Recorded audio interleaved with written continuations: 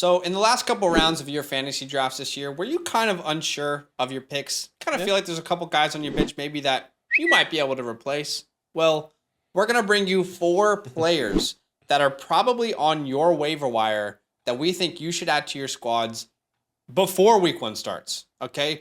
Before week one's over and everyone's trying to get them on the waiver wire. So 4 players most likely available in your leagues. I'll go first. Zamir White. Okay. I thought he would be rostered in much more leagues, by the way, because of the smoke around Josh Jacobs right now in Las Vegas. In Sleeper right now, he's currently rostered in 35% of leagues. And in all the drafts that we've been doing, Badake, he is either the last round pick or he's still available in some leagues. Yeah, I noticed that. Really, really strange, but this offense is going to be very, very good this year. And as a result, there will be good fantasy output from the running back position as a result, right, of this offense being much better with Davante Adams. Yeah. We could legitimately see 15 to 16 rushing touchdowns from the RB position this year. Last year, they were at 13 rushing touchdowns. 15 to 16 doesn't feel like a leap. I wanted to come out here and say 17 to 20, right? But like that's obviously too big of a leap. But what I'm trying to say is there could be real big output from a fantasy perspective from the RB position. Now, let's get on the same page, though. It's very important that I clarify that I do not believe Zamir White is going to be taking over the starting role here in Las Vegas. Okay. I do believe it will be Josh Jacobs, and I think his job is going to be safe. I think he played really, really well last year. However, Zamir White currently is an injury away from being a top 24 option on a weekly basis. We don't wish injury at all. Nope. Josh Jacobs, I mean, he's been very injury prone, but he typically plays through it. It doesn't mean he avoids the injuries, but he's typically playing through it. I feel like he's just always dealing with an injury, missing practice, but then playing in the game. Yep. Rib bruises, knick-knack injuries, the toe sprains, the ankle sprains. If, and it's a big if, and we don't want it to happen, if something were to happen, Zamir, a former 5-star recruit, could be in line for a huge workload. Secondly, let's talk about the shaky status of Josh Jacobs right now. Okay, didn't get, the 5th-year option was declined by this team. I am more bullish on Josh Jacobs than I think the rest of the community, but I still can't deny that there is a lot of smoke. Okay, a lot of smoke. And yeah, right. And if that smoke turns into fire, we could see Zamir White have a role in this offense from day one. Josh Jacobs comes out and the Hall of Fame game, he plays, most of the first quarter. People freak out on Twitter. 100%. I'm sitting back thinking this is not a big deal, but other people are saying it is. At the end of the day, when the dust settles, we will find out. And look, if Josh Jacobs' job is in jeopardy, you have someone who's a running back in rotation on a really good offense. Agreed. If his job is not in jeopardy, then you can drop Zamir White. Right. But also, there could be a lot of goal line opportunities for this team. Right? As mentioned before, this offense could be really lethal. Think about what happened for the Bengals when Jamar Chase joined.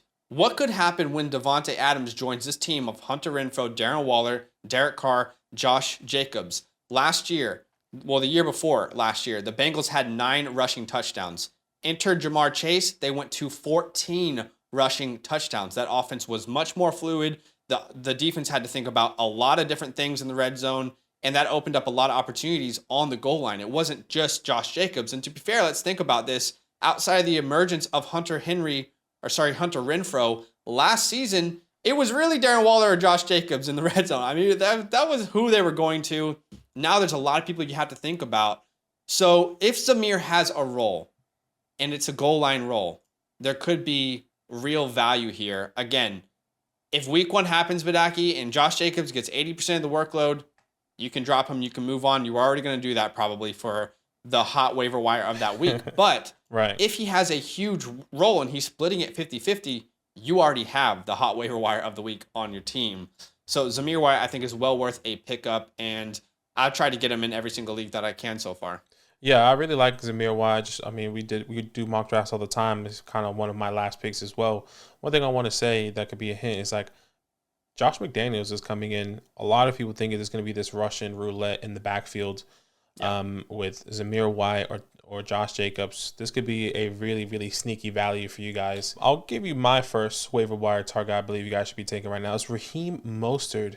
I like it. Yeah, it's weird, honestly. Currently available in 41% of sleeper leagues right now. And don't get me wrong, I'm a massive advocate for Chase Edmonds. I've been doing a late round strategy in my redraft leagues a lot. I've did it in my home leagues, and and Chase Edmonds has been the guy for me that I've liked, especially after that preseason game where it's like, okay, he could be something special in this offense. The only thing is that RAHEEM is off the PUP list. He played in that last preseason game, and what does he do? He breaks it for a 15-plus yard run. Yeah, like it looked so good. The biggest question is, can RAHEEM stay healthy? That's the only problem. We all know how talented RAHEEM is. Can he stay healthy? Crazy little stat here. He averages 5 yards per carry literally every single season of his career so far. And maybe that's a benefit of him missing so many games. But when the times that when he is in, he is still getting and toking the ball down the field. He's running north to south or south to north, whatever you want to say. He is the guy and could be the guy, number one. Number two, the thought process is he's come back with Mike McDaniels here, coming from San Francisco, now here in Miami. I think it's very sneaky. Not saying he's going to be a massive workhorse, not saying he's going to be a guy that's going to take all the touches away from Chase Edmonds, but if he stays healthy, could this backfield be a 60-40? Could this backfield be 50-50? We don't know what the case may be is right now. Another thought process I want to throw out to you is that they cut Sony Michel. Sony Michel is no longer on this team. Myles Gaskin is irrelevant. So right now it's RAHEEM the Dream and Chase Edmonds. So if RAHEEM, technically the bigger back in this backfield, I kind of picture him being the goal line guy. But at the same time, I see this team getting really creative with Tyreek and Waddle and Tua kind of being a mobile quarterback. So I don't see him falling into the end zone as much. But getting the touches on the ground could be significant. So why not pick him up right now? He's currently RB46 going in the 12th round or even undrafted. Oddly enough, he's taken in every single one of our follower leagues. But once again, currently available. Still available in 41% of leagues. Exactly. Still available less than 50% of leagues there. I think it's fantastic to potentially get a 50-50 or 60-40 workload back in Miami. Yeah. And important to note that he's never thrived on volume, right? It's been efficiency. Those massive chunk plays. Yeah. You know, it's not as if he's in a scenario where he hasn't succeeded in the past because 49ers have never been volume-based for most of their running backs. I like it. All right, my last waiver for today that I think you should pick up is KJ Hamler. Oh boy, out in Denver. Careful. I think about 3 months ago I brought him up in Dynasty, and then a month ago I brought him up again in Dynasty, and now I feel like he should be rostered. Currently, and I'm surprised by this stat, 22% of sleeper leagues he's rostered. I think that should be higher, and maybe that's inaccurate, but that's what it currently says on Sleeper. 22% of sleeper leagues he's rostered. Let's talk about it. Firstly, the only thing that was really stopping him from having a role this year was who? Tim Patrick. Tim Patrick, yeah. Tim Patrick is gone for the entire year. When Tim was healthy, it felt like, man, how is this going to work? Is he the fifth option in this offense behind Tim Patrick and Albert Are You Okay? Now, I feel like he's probably the third option. And I think in 3 wide receiver sets, he will probably play in the slot. I know Jerry Jeudy might be in the slot, but you can move Jeudy anywhere on the field. Exactly. He's an incredible route runner. And we absolutely do not want this to happen, but we also cannot ignore that both Jerry Jeudy and Cortland Sutton have had injuries that have held them out for very long periods of time. Yeah. So we are currently 1 injury away. Again, I don't want to wish injuries on anyone, but why are there always hot waiver wire pickups in week 1? Injuries. And you have to look at opportunities and pathways for players. And with Jeudy and Sutton both having previous history of long-term injuries, he's 1 injury away from being a top 24 to 30 option on a weekly basis with Russell Wilson playing out of the slot. Second thing is, I know we've, debated, Metcalf is Sutton and Lockett is Jeudy, and how important is that really? Probably not. I mean, they're all going to be used. But I actually would argue that KJ is the closest thing to Tyler Lockett on this Denver Broncos team. as far as what he can offer on the field, his size, his role as a wide receiver. Don't forget, KJ Hamler in 2020 was drafted with the 14th pick of the second round in that 2020 draft for the Broncos. Ran an unofficial 4.2740 at his pro day. Don't forget, he was a freak at Penn State. Had a couple injury issues as well, but he was a finalist for the Paul Hornung Award, which is the most versatile player in the country back at Penn State. I mean, he could easily find himself in the slot this year, exploiting defenses over the middle, beating coverage over the top with his speed. Does that sound like anyone you've heard of before that Russell Wilson's been connected to? A speed slot wide receiver? Does that sound familiar at all? Sutton's a big play threat. I think Jerry Jeudy's going to be used all over the field, very versatile. Right. And then I think KJ can easily have a role in this offense. And this is an offense that we anticipate, you, me, Badake, everyone watching, we anticipate it to be pretty damn good this year. Gonna take off. Very, like, they're not limited to one aspect. They're good on the ground. They're good in the air. They have Russell Wilson. They have great wide receivers. Take a shot on the offense. I mean, would it be at all surprising, Badake, if we hear 7 hours of commercial-free football starts now, and the first touchdown of the year is a 75-yard bomb to KJ Hamler? Would that be surprising? It would not be surprising to me. Everyone's running to the waiver wires immediately. Exactly. So you automatically, if something like that happens, you have trade value. Or if he actually gets a lot of targets, maybe you can start him the next week. Yeah. And if nothing happens, you get to move on and get the hot waiver wire pick of the week. So KJ Hamler, I think he should be rostered. And if he's in your league, pick him up now. I think he's well worth a last pick or a waiver wire pickup. So yeah, I love it. High scoring games in the AFC West. Be careful of that. A lot of people are going to eat in that division, especially KJ, in my opinion. The last waiver wire pick I'm bringing for you guys is a tight end. That's Cameron Brate for the Tampa Bay Buccaneers. I know, crazy. I mean, it doesn't sound exciting, but let me give you some stats. Currently available in 70% of sleeper league. Look, Gronk is gone. This offense is coming back. Tom Brady is back from his hiatus, 11-week hiatus, quote-unquote, on the mass single. We don't know. They did sign Kyle Rudolph. Don't believe he's going to be a threat, and let me tell you why, okay? Oddly enough, Tom Brady did play in the last preseason game against the Colts. The first team was on for the Tampa Bay Buccaneers, and the first defense was on for the Indianapolis Colts. Who rocks up with the first team? Cameron Brate. Obviously, everyone's saying, oh, well, Kyle Rudolph is there. What's going to happen? He might split time. Gronk might come back. I personally don't think so. If he does, it's okay, because by this time, you would have really already know, because this is super early waiver wires. But not only did Cameron Brate come off with the first team, he also did out-snap Kyle Rudolph. He caught 2 passes for 10 yards, where Kyle Rudolph caught 0. He was also on the field for 8 snaps, and Kyle Rudolph on the field for 3. Very small sample size.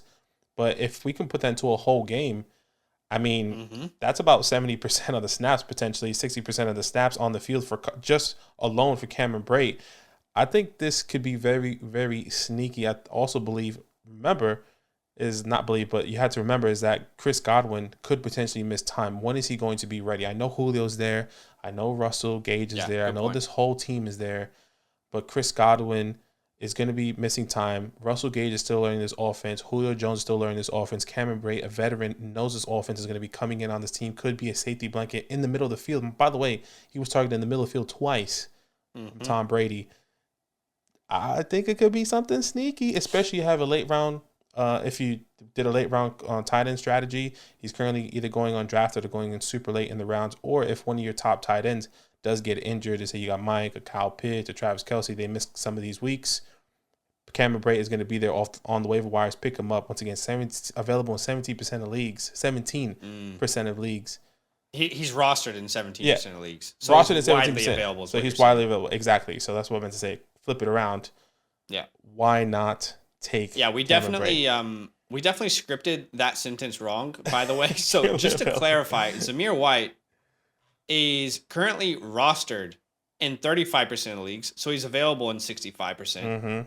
RAHEEM is available in 59%. 59%, you're right. KJ is available in 78% of leagues. And Cameron Brate is available in 83% of leagues. Yeah. So we probably should have done that a little bit differently. Well, anyways, I mean, that's good value for all these guys, I think. I mean, still either less than 50% of availability is still out there. And there was a lot of players that I wanted to bring. I did not realize that information that you brought about Cameron Brate. So I think that's a really, really good point. And out of necessity, he just purely out of necessity, he might have to be there.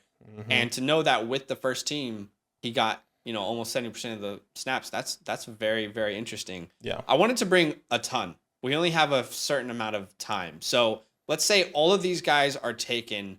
I'm quickly going to look through and name a couple players that I wanted to bring, and I don't know if you had any more. Austin Hooper. I was so close to doing Austin Hooper. I like Austin Hooper. Again, someone out of necessity who probably is going to get a lot of work in that offense. Outside of Austin Hooper, running back, obviously Kenyon Drake, I think is worth a pickup at this point. I was thinking about him.